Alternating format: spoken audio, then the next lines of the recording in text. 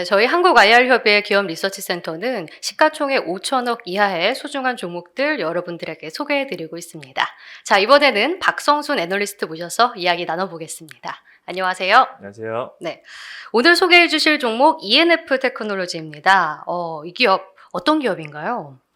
네, ENF 테크놀로지는 이제 반도체 소재 업체입니다. 그래서 제가 이제 소재 업체는 아마 처음 말씀드린 것 같은데요. 네, 기업 개요부터 천천히 한번 설명을 드리겠습니다. 네, ENF 테크놀로지 이제 반도체와 디스플레이에 사용되는 소재를 공급을 하고 있고요. 네, 좀 분류를 해보자면 프로세스 케미칼, 파인 케미칼, 컬러 페이스트로 구분이 되는데 프로세스 케미칼은 이제 공정에 사용되는 소재다라고 보시면 되겠고요. 파인 케미칼은 이제 그런 프로세스 케미칼을 만드는 소재의 소재. 네. 그리고 컬러 페이스트는 이제 디스플레이에 사용되는 이제 색깔을 내는 소재 중에 하나다라고 보시면 되겠고요. 전체적으로 보시면은 삼성전자와 SK 하이닉스, 그다음에 디스플레이는 삼성 디스플레이, LG 디스플레이가 주요 고객인데 네, 적용초로는 반도체가 한 60%, 디스플레이가 40% 수준이기 때문에 네. 저희는 이제 ENF 테크놀로지를 볼 때는 보통 반도체 소재 업체다라고 보고 있습니다. 네, 그리고 프로세스 케미칼을 좀 더 자세히 나눠보자면은 네, 식각액, 신너, 그다음에 박리액, 현상액, 세정액으로 나눌 수 있는데요. 이제 식각액 같은 경우는 저희 반도체 공정에서 식각 공정에 쓰이는 네. 액체 소재다라고 보시면 되겠고요. 그림으로 좀 설명드리자면은 네. 식각은 이제 어떤 저희가 패턴을 깎는 공정입니다. 그래서 네. 깎는 공정을 두 가지 방식으로 할 수 있는데 습식과 건식이고요. 습식은 말 그대로 어떤 그 용액에 그 웨이퍼를 담가가지고 네. 깎는 방식이고 이제 건식 같은 경우는 저희가 가스, 그러니까 그 가스를 통해서 패턴을 만드는 형식이거든요. 그래서 이 방식에서는 좀 차이가 있고요. 이 네. 그림에서 보시다시피 습식은 좀 넓은 방향으로 빠르게 깎을 수 있는 장점이 있다. 하지만 좀 미세하게 좀 정교하게 하기는 어렵죠. 그래서 건식 같은 경우는 굉장히 정교하게 할 수 있지만 속도가 좀 느립니다. 하지만 최근에는 계속해서 반도체가 미세화되고 있기 때문에 건식에 대한 수요가 계속해서 증가하고 있는 추세다라고 보시면 되겠고요. 네. 두 번째 신너 같은 경우는 이제 웨이퍼 이제 가장자리에 저희가 이제 노광 공정을 하기 위해서 포토 레지스트를 뿌리다 보면은 이 끝에 부분에도 이게 살짝 흘러나오는 네네. 모습이 보이는데요. 그거를 이제 닦아주는 거죠. 그래서 이 PR에 의해서 오염되지 않게 잘 이제 제거해주는 역할이다라고 보시면 되겠고요. 그다음에 현상액 같은 경우는 노광 공정에 이제 쓰이는데 저희가 현상액을 통해서 이제 빛을 반응을 한 PR 소재들을 없애주는 역할을 한다라고 보시면 되겠습니다. 그리고 네. 세정액은 말 그대로 이제 잔여물들을 제거하는 역할을 하고요. 뭐 이렇게 제가 여러 가지를 말씀드렸지만 네. 전체적으로 그냥 반도체 소재를 하는 네. 업체다라고 네. 보시면 될 것 같습니다. 네. 네. 그 여러 공정에 쓰이는 반도체 소재들 이렇게 설명을 해주셨는데 그럼 전방산업 반도체 시장 최근에 상당히 안 좋죠. 이 산업에 대해서 전반적으로 한번 짚어볼까요? 네, 반도체 상황은요. 이제 저는 개인적으로는 이제 업황 둔화의 거의 끝부분에 와 있다라고 보고 있습니다. 그래서 네. 2020년 이후부터 이제 저희가 수요 대응에서 공급을 많이 늘렸었거든요. 그러다 보니까 수요가 빠지는 구간에서는 공급관이 굉장히 강하게 나왔고 네. 그게 반도체 특히 메모리 가격에 큰 압박이 되었습니다. 그래서 지금 같은 경우는 상반기까지는 반도체 가격이 계속 빠졌지만 이제 하반기에는 좀 반등할 수 있다라고 보거든요. 가장 큰 이유는 저희가 이제 작년 연말이죠. 연말부터 해가지고 메모리 3사, 그러니까 삼성전자, 하이닉스, 마이크론 네. 이 3사가 모두 웨이퍼 인풋을 줄이는 감산에 들어갔기 때문이고요. 예를 들면 마이크론 같은 경우가 이 마이크론의 1분기는 사실 저희보다는 좀 한 달 빠르거든요. 그래서 네, 그렇게 보시면 네. 어쨌든 1분기, 2분기, 3분기까지 지금 실적이 다 나왔는데 네. 계속해서 감산 규모를 늘리고 있다라는 거죠. 그래서 공급 측면에서는 굉장히 줄이고 있는 상태이고 네네. 하이닉스도 지금 줄이고 줄였죠. 있고요. 삼성전자도 줄였죠. 안 줄인다고 하다가 1분기부터 줄였단 네네. 말이죠. 그래서 결국은 3사가 모두 강하게 감산하기 때문에 공급 쪽에서는 충분히 줄여주고 있는 상황이다라고 보실 수 있고요. 그리고 전통적으로 반도체 사이클을 저희가 보면은 항상 이제 캐패스 확대했을 때 수요 둔화가 와서 가격이 하락하고 이제 업황이 둔화되다 보니까 캐패스 하향하면서 수요가 좋아지길 기다리는데 네. 지금은 캐패스 하향과 더불어서 감산, 예, 과거에는 크게 없었던 감산이 이루어지고 있어서 네네. 공급을 많이 줄여졌고 지금은 수요가 조금씩 증가하는 초입 구간이다 보고 있는데요. 네. 가장 큰 증거는 이제 저희가 많이 들어보셨을 거예요. AI죠. 예. AI. 이번 사이클 지금 수요 개선 AI가 지금 먼저 시작을 하고 수요가 있는 늘어나고 상태입니다. 있죠. 네. 네, 맞습니다. 뭐 모바일 같은 경우는 중국 쪽에 워낙 부진하기 때문에 아직까지는 반등의 기미가 보이진 않고 있고요. 네. 이제 AI 서버 중심으로 지금 성장을 하고 있는 상태입니다. 저희가 그거를 이제 증거로 볼 수 있는 거는 이제 해외 기업들의 실적을 통해서 볼 수 있는데요. 네. 저희가 이제 서버나 뭐 데이터 센터를 봤을 때 거기에 들어가는 CPU, GPU를 공급하는 회사들은 굉장히 제한적입니다. 인텔, AMD, 엔비디아밖에 없거든요. 네. 그래서 이 회사들의 데이터 센터 매출액을 보면은 전체적인 이제 서버의 흐름을 알 수 있는데 저희가 1분기를 보면은 인텔과 AMD, 엔비디아 이쪽 매출의 YOY를 보면은 네. 40%, 그러니까 AMD와 인텔만 합치면 40% 이상 감소를 했거든요. 근데 엔비디아로 따로 이제 떨어져서 좋았잖아요, 보면은 엔비디아. 네, 14% YOY 증가했습니다. 네. 그러니까 결국은 데이터 센터들은 지금 투자를 많이 안 하고 있는 상태이긴 하는데 캐pex는 제한적이지만 AI 중심으로는 투자를 하고 있더라라는 네. 거죠. 그러니까 엔비디아 같은 경우가 AI에 대한 포지션이 굉장히 좋기 때문에 지금 그 수혜를 다 받아가고 있고 사상 처음으로 인텔 데이터 센터의 매출액을 엔비디아의 데이터 센터가 넘어섰다라고 보기 때문에 굉장히 의미 있는 변화라고 보고 있고요. 네. 결국은 저희가 뭐 챗GPT를 비롯한 생성형 AI가 확산되면 네. HBM 같은 고대역된 메모리 네. 수요가 굉장히 좋아집니다. 왜냐면은 일반 서버에 비해서 AI 서버에서의 DRAM 소요량이 6배에서 8배 이상 높아지고요. 낸드도 3배 이상 높아지거든요. 그리고 HBM은 기존 DRAM보다 가격도 높기 때문에 굉장히 좋은 영향이 끼친다라고 보고 있고요. 그리고 AI 서버 같은 경우가 지금 증가하고 있지만 결국에는 AI를 뒷받침해주는 일반적인 서버도 투자가 이루어진다 보면은 순차적으로 수요는 개선되지 않겠냐라고 보고 있습니다. 네. 그러니까 반도체 사이클에 대해서 설명을 해주셨는데 지금 감산을 통해서 공급이 줄어드는 상황에서 수요가 살아나는지 봐야 되고 지금은 내 AI 데이터 센터 이쪽 수요가 좀 늘어나고 있다 이렇게 확인을 할 수 있겠죠. 네, 맞습니다. 네. 자, 그럼 ENF 테크놀로지의 저희 주요 투자 포인트는 어떻게 짚으셨나요? 네, 투자 포인트로 보면은 사실 이 소재 업체들은 자기네가 뭐 스스로 굉장히 좋아지기는 어렵고요. 결국은 전방에 좋아져야 되거든요. 네. 근데 저희는 이제 상반기까지는 굉장히 반도체 업황이 안 좋지만 하반기에는 반등할 것을 보기 때문에 이제 ENF 테크놀로지의 수익도 좀 개선되지 않을까라고 보고 있고요. 가장 중요한 건 소재 업체한테 실적은 반도체 생산 업체의 가동률과 직결이 된다는 거죠. 왜냐면은 결국 생산을 많이 해야 소재에 대한 이제 수요가 올라간다고 저희가 볼 수 있잖아요. 네.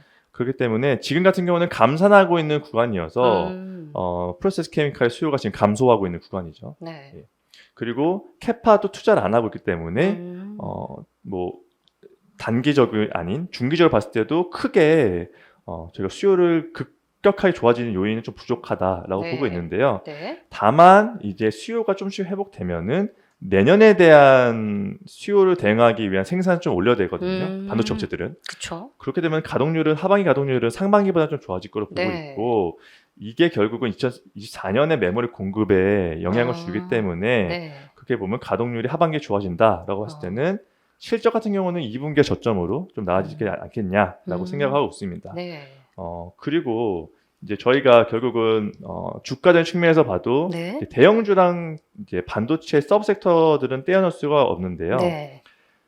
가장 이제 대형주랑 같이 주가가 움직이는 건 장비주입니다. 특히 전공정 장비주고요. 네. 사실 대형주와 전공정 장비주는 거의 정해 관계예요. 거의 그러니까 같이 움직인다고 보시면 되겠는데 지금 같은 경우는 대형주 같은 경우는 감산도 하고 AI 수요 좋아지면서 주가가 좀 올랐고 네네.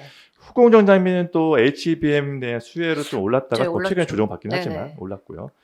전공정 장비는 이제 디램 현물가가 살짝 움직이면서 좀 반등이 나왔었거든요.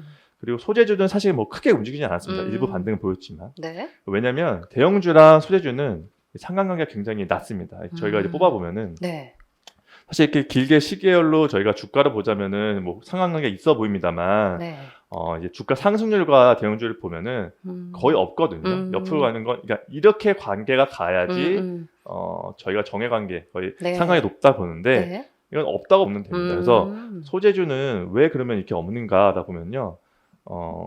그 실적이나 같이 움직이기 때문이고요.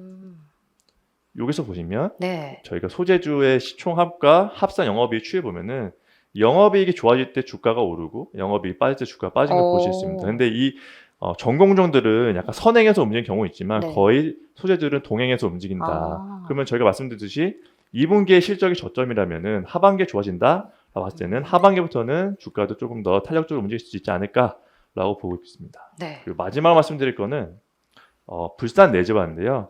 저희가 예전에 한 2019년에 일본과 관계가 안 좋아지면서 수출 제한이 걸렸을 때 불산 네. 굉장히 이슈된 거 아마 기억하실 네네. 거예요. 그때부터 국산을 많이 했는데 ENF 테크놀로지도 2020년부터 이 불산에 대한 설비를 구축하고 있고 추가적으로 투자를 하면서 계속 증설을 하고 있습니다. 그래서 네. 내년이죠. 내년 1분기에는 2기 투자 완료되기 때문에 불산 수입을 많이 좀 줄일 수 있다라고 보고 있고요. 여기는 뭐 불산을 뭐 공급하겠다는 것보다는 자기네 애천트에 들어가는 소재들에 대한 내재화를 꾀하고 있기 때문에 원가 조절감 효과가 좀 기대된다라고 지금 생각을 하고 있습니다. 네. 저는 이제 상관관계 이 투자 포인트가 상당히 인상적이었는데 그럼 분기 실적과 주가 흐름의 상관관계를 잘 봐야 될 것 같습니다. 자, 그럼 올해 이 전체적인 실적부터 한번 그럼 체크를 해볼까요? 네. 작년 같은 경우는 이제 인플레이션 때문에 원재료 가격이 많이 오른 거를 네. 저희가 원가에다가 이제 판매가에다가 네. 많이 인상을 해가지고 작년에는 괜찮았습니다 실적이. 음. 근데 보면은 작년 말부터 해서 LG 디스플레이는 국내 LCD 팹을 지금 닫았거든요. 그럼 아까 말씀드린 40%의 매출이 디스플레이에서 나오기 때문에 거기서 좀 영향이 있었다라고 보고 있고요. 네. 하니스도 감산이 작년 4분기부터 됐습니다. 네네. 그런 효과들이 올해 상반기까지 계속 이어지고 있다라고 보시면 되겠어요. 그래서 LGD의 셧다운 영향이 있고 그다음에 반도체 같은 경우는 하이닉스가 감산을 한 데에 이어서 삼성전자도 1분기부터 감산을 했기 때문에 2분기까지 실적은 좀 안 좋다라고 네. 보고 있고요. 물론 이제 최근 이제 2분기 컨콜에서 삼성전자와 하이닉스가 낸드에 대해서는 추가 감산이 좀 더 있을 것 같다라고 했습니다. 그래서 실적에 대한 좀 우려감은 있지만 네. 디램 같은 경우는 크게 감산 정도가 강하게 더 나올 것 같지는 않아요. 네. 그래서 제가 봤을 때는 하반기는 그래도 1분기보다는 점진적으로 좀 나아지지 않을까라고 네. 보고 있어서 올해 같은 경우는 매출액 5,392억, 영업이익 426억 정도를 전망하고 있습니다. 네. 자, 그럼 ENF 테크놀로지의 밸류에이션 수준도 한번 분석을 들어볼까요? 네, 제가 리포트를 작성했을 때보다 주가가 좀 더 빠졌기 때문에 네. 지금 기준으로는 올해 2023년 PBR 기준 0.77배 정도의 지금 거래가 되고 있습니다. 그래서 네. 뭐 저희가 히스토리컬하게 보면은 여전히 하단에 위치해 있다라고 보고 있고요. 그리고 피어들 업체들, 소재 업체들과 좀 보면은 소재 업체들은 통상적으로 지금 2배 이상의 PBR을 부여받고 있는 상황입니다. 그래서 가장 큰 차이를 보면요. 다른 업체들은 보통 이제 미세화가 진행되거나 또 EUV의 수혜를 받는 업체들이 좀 많이 있습니다. 그런데 반해서 이제 ENF 테크놀로지 같은 경우는 아까 말씀드린 시가계, 신너, 박리액, 시가액도 사실은 이제 습식 시가격이니까 미세화에 대한 수혜를 크게 받지 않는 상황이어서 고객사의 감산, 뭐 캐파 투자 이거에 대해서 더 민감하거든요. 그래서 사실은 밸류에이션적으로 좀 더 저평가받는 이유가 있다라고 보고 있고요. 하지만 이제 제가 봤을 때는 여전히 이제 기업 측면을 봐도 역사적인 하단에 있는 네, 건 좀 네. 과하지 않냐. 그러니까 어쨌든 네. 저희가 하반기에는 업황이 좋아지고 내년까지 봤을 때는 업황 반등이 충분히 이루어지는 네. 상황이기 때문에 지금은 이제 실적 같은 경우가 2분기 저점으로 좋아진다라는 관점에서는 충분히 부진한 실적을 주가가 반영하고 있다라고 생각하고 있습니다. 네. 하반기에 조금 주가의 흐름도 지켜볼 필요가 있어 보입니다. 자, 그러면 리스크 요인은 어떤 거를 짚어보셨나요? 뭐 결국은 업황 개선의 시기라고 볼 수 있습니다. 저희가 네. AI를 중심으로 계속해서 좋아질 거라고 생각을 하고 있지만 모바일 같은 경우는 굉장히 부진한 상황이고 데이터 센터 업체들 같은 경우는 지금 투자를 적극적으로 하진 않거든요. 그러니까 예를 들면은 인텔의 최근 이제 컨퍼런스 콜 들어보면은 네. CPU의 재고가 많이 쌓여 있는 상태여서 요걸 어, 소진하는 기간이 네. 지나가야지 이제 투자가 이뤄질 것 같고 그 음. 시기를 저희 인텔 같은 경우는 4분기로 보고 있습니다. 그러면은 저희가 생각했던 것보다 사실 좀 더 늦어진다면 네. 올해는 데이터 센터에 대한 투자가 크게 반등이 없을 수도 있다라고 보고 있거든요. 그러면은 수요 회복이 좀 더 늦어질 수 있기 때문에 그렇기 때문에 저희가 생각했던 시기보다는 다소 늦어지면 감산이 이제 끝나고 다시 증산을 할 수 있는 시기도 늦어진다라고 보면은 소재 업체에 대한 수요 개선 시기도 늦어질 수 있죠. 그래서 그런 리스크들은 사실은 뭐 개별적인 리스크는 아니지만 네. 반도체 소재들이 네. 모두가 갖고 있는 공통적인 리스크다라고 네. 보습니다. 반도체 업황과 함께 잘 지켜볼 필요가 있어 보입니다. 자, ENF 테크놀로지에 대한 분석 박성순 애널리스트와 함께 이야기 나눠봤습니다. 오늘 말씀 고맙습니다. 감사합니다. 이어서 다음 종목도 바로 만나보겠습니다. 이달미 애널리스트 함께하겠습니다. 안녕하세요. 안녕하세요. 네, 오늘 가지고 오신 종목 에이프릴 바이오입니다. 어떤 기업인지 소개해 주실까요? 네, 에이프릴 바이오는 그 항체 플랫폼을 통해서 항체 의약품을 이제 개발을 하는 그런 기업이다라고 보시면 되는데요. 네. 이 회사는 보시면은 2013년에 설립이 되었다라고 보시면 되고요.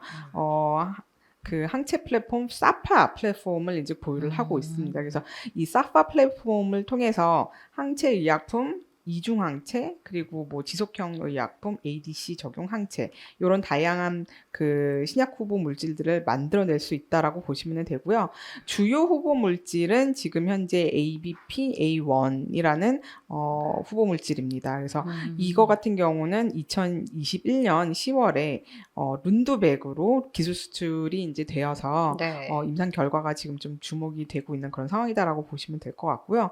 이 사파 플랫폼을 통해서 주로 자가 면역 질환, 염증 질환, 암, 그리고 희귀 질환 쪽으로 다양한 신약 후보 물질을 지금 발굴을 하고 있는 그런 회사다라고 보시면 됩니다. 네. 플랫폼 기술로 바이오 의약품을 개발하는 기업인데 이 바이오 의약품에 대해서도 한 자세한 설명을 부탁드릴게요. 네, 그렇습니다. 어쨌든 이 회사가 바이오 회사다 보니까 네. 그러면은 일단은 바이오 의약품이 그러면 어떤 거냐? 네.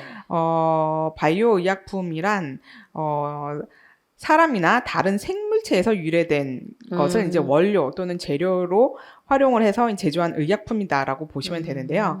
바이오 의약품의 특징은 복잡한 고분자 구조, 그리고 생물체를 이용을 했다는 점, 주사제로 이제 투여가 된다는 점, 그리고 복제가 어렵기 때문에 그래서 이제 바이오 시밀러라는 게 이제 비슷하다라는 의미거든요. 그래서 네. 정확하게 복제는 어렵고 그냥 비슷하게 이제 복제를 할 수 있다. 뭐 이러한 이제 특징이 있습니다. 그리고 일단은 이제 단백질을 이용을 해서 제조된 의약품이기 때문에 주로 이제 주사제 방식으로 이제 투여가 된다라고 보시면 될 것 같습니다. 최근에 이런 바이오 의약품이 각광을 받고 있는 이유는 합성 의약품, 기존의 이제 화학 합성 의약품 대비해서 임상 성공률이 높고요. 그리고 부작용이 적다라는 그런 어떤 장점 때문에 최근 바이오 의약품들이 좀 많이 부각이 되고 있다라고 보시면 될 것 같습니다. 네, 그러면 저희가 글로벌 바이오 의약품의 산업 현황도 한번 짚어볼까요? 네, IQVIA 자료에 따르면 글로벌 바이오 의약품 시장 규모는 2021년 기준 4,339억 달러로 최근 5년 동안 연평균 13%의 네. 고성장을 시현을 하고 있는 상황인데요. 네. 이밸류에이트 파마에 의하면 전체 의약품 시장 내에서 바이오 의약품 비중은 2026년에는 35%까지 네. 크게 상승할 것으로 지금 전망이 되고 있습니다. 지금 현재 요게 뭐 아직 한 30% 정도, 이제 과거에는 이게 2022년을 보면은 요게 한 20% 수준이었었거든요. 근데 요게 계속 지속적으로 좀 상승하면서 30% 이상 좀 넘어갈 걸로 이제 보여지고 있는데, 이렇게 바이오 의약품 비중이 계속 좀 올라가고 있는 가장 큰 원인은 어쨌든 이런 바이오 의약품들이 이제 안정성이 이제 굉장히 높고, 그 다음에 이제 유효성이 이제 좋고요. 그리고 난치성이라든지 만성질환 치료제 개발 등이 이제 좀 가능하기 때문에, 그러한 원인에 의해서, 바이오 의약품 비중이 계속 좀 올라가고 있다라고 보시면 될 것 같습니다. 네, 이렇게 커지고 있는 바이오 의약품 시장에서 이 플랫폼 원천 기술을 갖고 있는 기업이기 때문에 저희가 이걸 포인트로 잡을 수도 있을 것 같은데 자세하게 투자 포인트를 한번 들어보고 싶어요. 네, 우선 에이프릴 바이오 크게 이제 세 가지 투자 포인트를 좀 말씀을 네. 드릴 수가 있겠는데요. 네. 첫 번째가 아까 말씀드렸던 자체 개발 플랫폼 사파바디를 보유를 하고 있다라는 네. 점입니다. 그래서 이 사파 플랫폼 어떤 거냐? 라고 하면 일단은 항체 절편이다. 그러니까 항체의 일부분이다라고 보시면 될 것 같고요.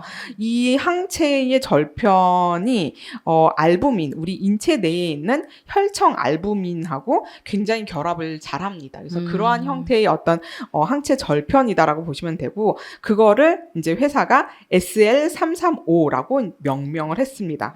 그래서 여기에 약효 성분 단백질을 결합을 합니다. 그래서 그러니까 쉽게 말하면은 SL335에 약물을 같이 이제 결합을 한다라고 네. 이제 보시면 될 것 같고요. 네. 그렇게 되면은 이 약의 그 반감기를 증가시키는 그런 어떤 그 지속형 원천 기술이다라고 보시면 될 것 같습니다. 네. 한마디로 드럭 딜리버리의 역할을 한다라고 보시면 됩니다. 네. 그래서 이 사파 플랫폼은 이제 크게 네 가지 장점이 있는데요. 네. 첫 번째로 어쨌든 이 사파가 알부민에 잘 붙는다고 했잖아요. 그래서 이 알부민은 주로 염증이나 암 부위에 이제 축적되는 특징이 있어서 알부민과 친화적인 이 사파 바디가 알부민에 붙어서 염증이나 암 부위로 그 어떤 효과적인 그런 타겟팅이 가능하기 때문에 네. 약의 효능을 높일 수 있다라는 그런 어떤 장점이 있고요. 네. 그 다음에 SL335 같은 경우는 이 항체 부위 중에서 FC라는 부위가 있는데 이게 이제 대부분 이제 인체 내로 들어오면 이제 부작용을 일으키거든요. 근데 이제 SL335 같은 경우는 이 FC 부분을 이제 잘라냈기 때문에 부작용이 없다라는 장점이 있고요. 그리고 확장성이 높아서 항체뿐만 아니라 사이토카인, 다양한 단백질에 이제 붙일 수가 있기 때문에 여러 가지 후보 물질 도출이 이제 좀 가능하다라는 장점이 있습니다. 그리고 마지막으로 알부민의 이 체내 반감기는 19일인데 네. 그 사파가 알부민에 붙기 때문에 이 알부민의 반감기를 이용을 해서 체내 반감기를 이제 높일 수 있다. 즉 약효를 굉장히 길게 가져갈 수 있다라는 그런 어떤 장점이 있습니다. 그래서 이러한 사파 플랫폼을 보유를 해서 지금 다양한 후보 물질을 개발 중에 있는데요. 우선 가장 그래도 기대감이 높은 후보 물질 두 가지는 APB-A1과 APB-R3가 있습니다. 네. 그래서 두 번째 투자 포인트로 APB-A1을 이제 좀 말씀을 드리면은요. 네. 이 치료제는 그 자가 면역 치료제입니다. 그래서 CD40L 저해제다라고 보시면 될 것 같고요. 이 CD40L이 뭐냐? T세포의 이제 그런 어떤 활성화를 이제 조절을 하는 그런 어떤 기전인데, 자가 면역 질환이라는 게 인체 내에서 면역 반응이 너무 과다하게 일어나다 보니까 T세포가 이제 우리 몸을 이제 공격하는 그런 어떤 질환인데, 이 T세포 활성화를 조절을 하면서 그런 어떤 자가 면역 질환을 이제 좀 줄여주는 그런 역할을 이제 한다라고 보시면 될 것 같고요. 네. 지금 이 APB-A1은 어쨌든 그 FC 부위가 없어서 부작용을 굉장히 최소화했다라는 그런 어떤 장점이 있습니다. 네. 그래서 이 후보 물질이 2021년 10월에 룬드백의 기술 수출이 되었고요. 그렇기 때문에 이때의 기술 수출로 사파 플랫폼에 대한 기술력이 어느 정도 좀 입증이 되었다라는 게 이제 저희 판단입니다.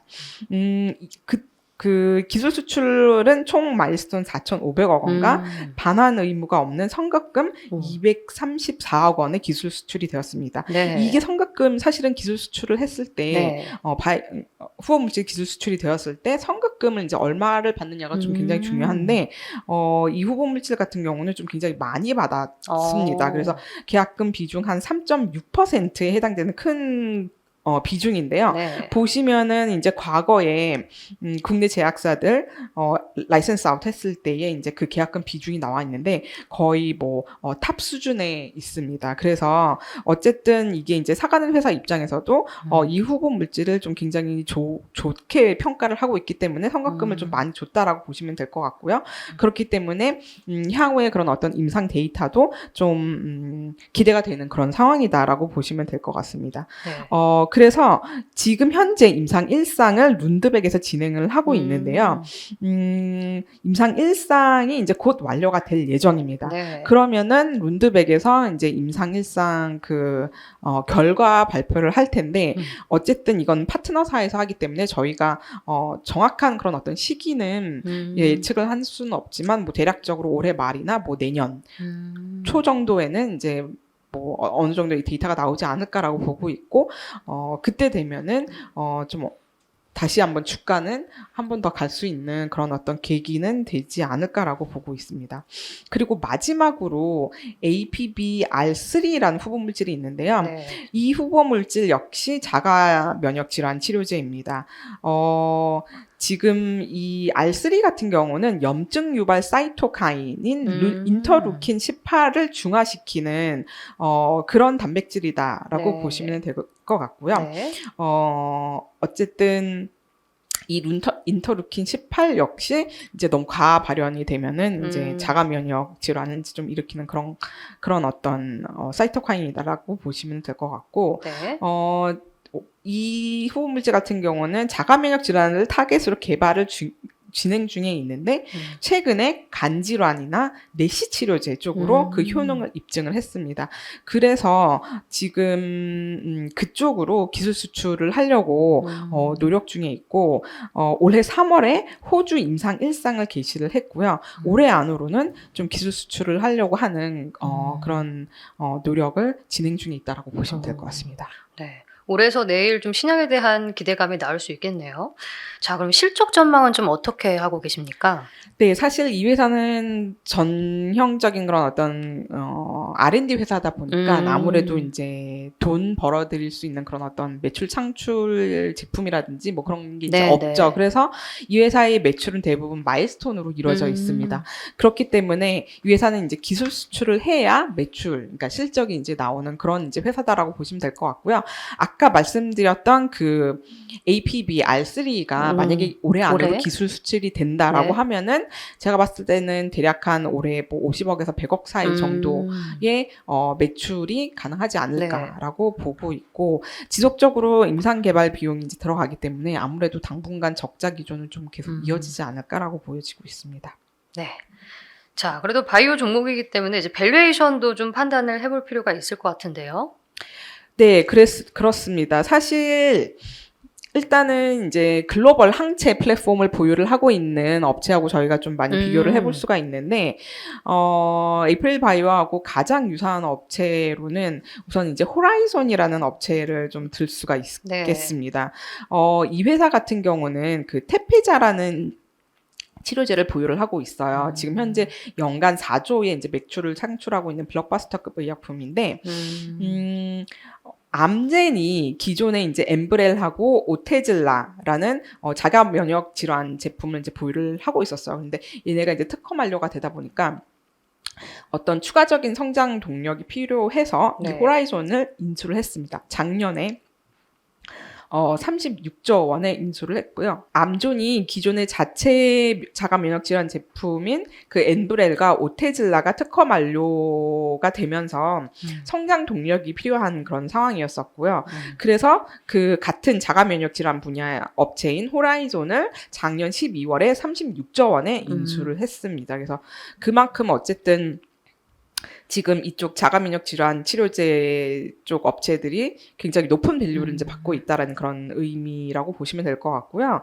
그리고 아블링스라는 업체가 있었습니다. 네. 이 업체는 2018년도에 사노피로 아. 6조 원에 이제 인수가 되었었는데 네네. 이 회사 역시 항체 플랫폼을 보유를 하고 있었다라는 점에서 에이프릴 바이오하고 유사한 사업 모델을 좀 보유를 하고 있다라고 보시면 될 것 같아요. 그래서 어쨌든 이런 글로벌 업체들이 대부분 조 단위로 해외 다른 그 모회사한테 인수가 됐던 네. 점을 감안하면 에이프릴 바이오 역시 지금 진행하고 있는 그 후보 물질들이 임상 결과가 좋으면 기업 가치 상승은 충분히 가능하지 않을까라고 보고 있습니다. 네. 자, 그럼 이 에이프릴 바이오의 리스크 요인은 어떤 게 있을까요? 네, 아무래도 전통적인 R&D 개발 회사다 보니까 대부분의 현금이 이제 자금 조달로 이제 창출이 됩니다. 그래서 이제 그 부분이 사실은 굉장히 중요한데 네. 일단 지금 현재는 한 800억 정도의 이제 현금을 보유를 하고 있습니다. 그래서 대부분이 이제 룬드백으로부터 받은 마일스톤이 있고 그다음에 2022년도에 이 회사가 IPO를 하면서 이제 그때 받은 이제 돈이 좀 있고요. 그리고 올해 4월에 150억 발행을 하면서 자금 조달에 좀 성공을 했습니다. 그래서 어쨌든 뭐 요즘처럼 이제 경기가 좀 안 좋은 시기에 자금 조달에 성공을 했다라는 부분은 어쨌든 이 회사가 이제 기술력을 어느 정도 인정을 받았다라는 것이 이제 입증이 됐기 때문에 네. 그런 부분은 좀 긍정적이기는 하지만 이 시비로 인해서 좀 오버행은 있을 수는 있다라고 보여지고요. 그런데 지금 주식 총수 대비 비율이 한 5.47%이기 때문에 네. 그렇게 좀 큰 크진- 부분은 아니라서 오버행 역시 또 그렇게 좀 미미한 상황이다 이렇게 보여집니다. 네. 알겠습니다. 지금까지 에이프릴 바이오에 대한 분석 이달미 애널리스트께 들어봤습니다. 오늘 말씀 고맙습니다. 네, 감사합니다.